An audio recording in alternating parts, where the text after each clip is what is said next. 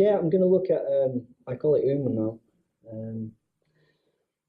Especially in MMA, this happens a lot. A lot of coaches teach their MMA fighters to hang out by grabbing around the waist and pulling everything in, keeping this kind of locked position.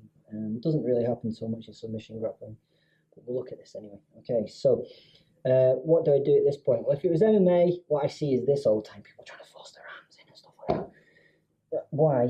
Just smash his head on the floor with your chest and keep smashing his head on the floor until you can make that space, okay, to get your cross facing.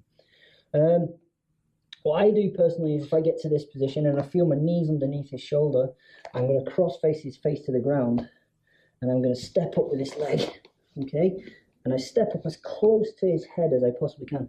You might notice I've trapped his arm in that little spot there and I force everything down on the ground, okay? At this point, if they're a really strong MMA fighter, what they seem to have a tendency to do, maybe Graham will do it for me, is that he'll start to turn and belly out towards me.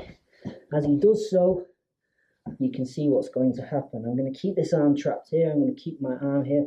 I'm going to post my foot on the ground next to his head. He's going to come to his turtle position, or as much as he can do. Okay, when I get to this position, I'm not going to do a nice little sit-backy Omoplata. I'm stopping his hips moving. All right, but what I'm going to do is I'm going to step back and I'm going to stand up. When I stand up, I go underneath his shoulder and I start to crank on this Omoplata. All right, it's a very brutal Omoplata.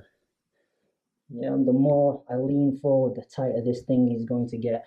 And what it stops him being able to do is really strong guys can posture out of an Omoplata and slam you around the floor.